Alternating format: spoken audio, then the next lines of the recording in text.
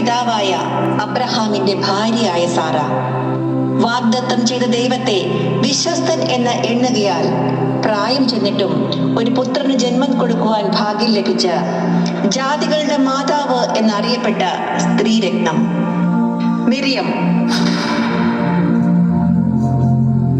Israel മക്കളെ മിസ്രൈമിൽ നിന്നും കനാനിലേക്ക് നയിച്ചു കൊണ്ടുപോകുവാൻ സഹോദരന്മാരായ മോശയോടും അഹറോനോടുമൊപ്പം നിന്ന ധീരവനിത.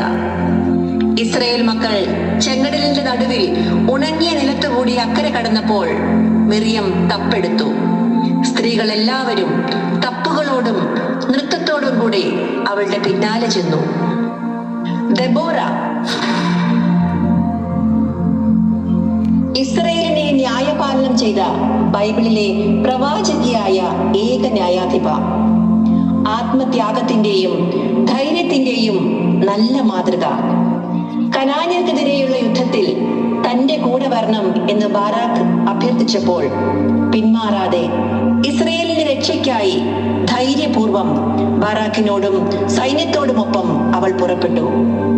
അവർ നേടിയെടുത്ത ഉജ്ജ്വല വിജയത്തെ തുടർന്ന് ദബോറ പാടിയ സ്തോത്രഗീതം ബൈബിളിലെ ഏറ്റവും പുരാതനമായ കവിതകളിൽ ഒന്നായി കരുതപ്പെടുന്നു. റൂത്തും നവോമിയും.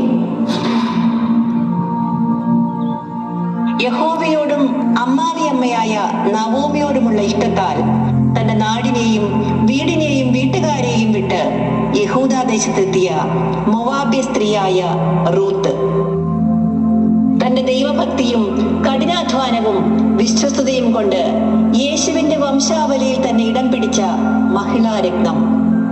നിന്റെ ജനം എന്റെ ജനം, നിന്റെ ദൈവം എന്റെ ദൈവം, നീ മരിക്കുന്നിടത്ത് ഞാനും മരിച്ച് അടക്കപ്പെടും എന്ന് പറഞ്ഞ് അവൾ അമ്മാവിയമ്മയായ നവോമിയോട് പറ്റിച്ചേർന്നു നിന്നു. ഹന്ന ഇസ്രായേലിന്റെ ന്യായാധിപന്മാരിൽ ഏറ്റവും ഒടുവിലത്തെ ന്യായാധിപനായ ശമൂവേൽ പ്രവാചകന്റെ അമ്മയായ ഹന്ന. ഹന്നയുടെ മടുത്തുപോകാത്ത പ്രാർത്ഥനയും ത്യാഗമനോഭാവവും സമർപ്പണവും ദൈവഭക്തിയും വിശ്വാസവും നാം മാതൃകയാക്കേണ്ടതാണ്. അബിഗേൽ കർമ്മേലിലെ മഹാധനികനായ നബാലിന്റെ ഭാര്യ.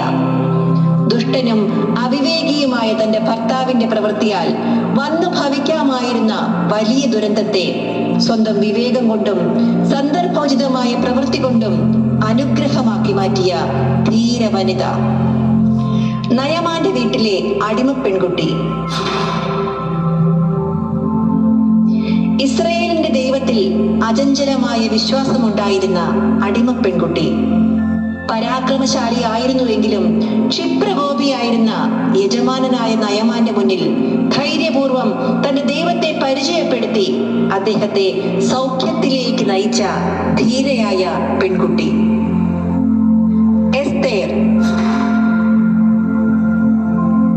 അഹശ്വേരോസ് രാജാവിന്റെ പ്രിയ പത്നി.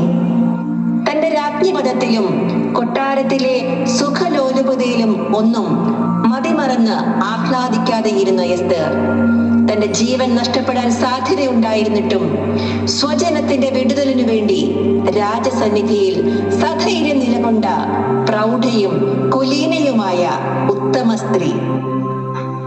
മറിയയും എലിശബത്തും. നമ്മുടെ കർത്താവും രക്ഷകനുമായ യേശു ക്രിസ്തുവിന് ജനിക്കാൻ ഇതാ ഞാൻ കർത്താവിന്റെ ദാസി, നിന്റെ വാക്ക് എന്നിൽ ഭവിക്കട്ടെ എന്ന് പറഞ്ഞ് തന്നെത്താൻ ദൈവത്തിന് സമർപ്പിച്ച മറിയം. സ്വന്തം മകനെ ലോകത്തിന്റെ പാപപരിഹാര ബലിയായി സമർപ്പിച്ച ത്യാഗത്തിന്റെ നിറകുടം. യേശു ക്രിസ്തുവിന് വഴിയൊരുക്കുവാൻ വന്ന യോഹന്നാന് ജന്മം കൊടുത്ത എലിശബേത്ത്. ദൈവസന്നിധിയിൽ നീതിയുള്ളവൾ, കർത്താവിന്റെ സകല കൽപ്പനയിലും കുറ്റമില്ലാത്തവളുമായ ഉത്തമ സ്ത്രീ എലിശബേത്ത്. ഹന്ന പ്രവാചകി. അശേർ ഗോത്രത്തിലെ ഫനുവേലിന്റെ മകളായ ഹന്ന പ്രവാചകി. വളരെ വയസ്സ് ചെന്നിട്ടും ദേവാലയം വിട്ടുപിരിയാതെ പ്രാർത്ഥനയോടും ഉപവാസത്തോടും കൂടെ രാവും പകലും ആരാധന കഴിച്ചു പോന്നു. അതുകൊണ്ട് യെരൂശലേമിന്റെ വീണ്ടെടുപ്പിനായി കാത്തിരുന്ന എല്ലാവരോടും യേശുവിനെ പ്രസ്താവിക്കുവാൻ ഹന്ന പ്രവാചകിക്ക് കഴിഞ്ഞു. മാർത്തയും മറിയയും. യേശു സ്നേഹിച്ച ലാസറിന്റെ സഹോദരിമാർ. യേശുവിന്റെ പാദപീഠത്തിലിരുന്ന് ഇപ്പോഴും യേശുവിന്റെ മൊഴികൾക്ക് ചെവി കൊടുത്ത് നല്ല അംശം തിരഞ്ഞെടുത്ത മറിയ.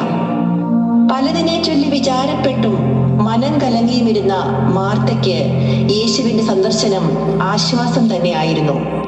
മാർത്തയുടെ അതിഥി സൽക്കാരം ഏവർക്കും മാതൃകയാക്കാവുന്നതാണ്. ശമരിയാക്കാരി സ്ത്രീ. യേശുവിനെ മശിഹ ആണെന്ന് തിരിച്ചറിഞ്ഞവൾ. അറിഞ്ഞ സത്യം മറച്ചു വയ്ക്കാതെ സർവവും മറന്ന് പട്ടണത്തിലേക്ക് ഓടിച്ചെന്ന് ആ സദ്വർത്തമാനം എല്ലാവരെയും അറിയിക്കുന്നു. അവളുടെ വാക്കുകേട്ട ജനം പട്ടണത്തിൽ നിന്ന് പുറപ്പെട്ട് യേശുവിനെ കാണാൻ എത്തുന്നു. മഗ്ദലനക്കാരി മറിയം. യേശുവിന്റെ ശുശ്രൂഷയുടെ അവസാനം വരെ യേശുവിനെ അനുഗമിച്ചവൾ.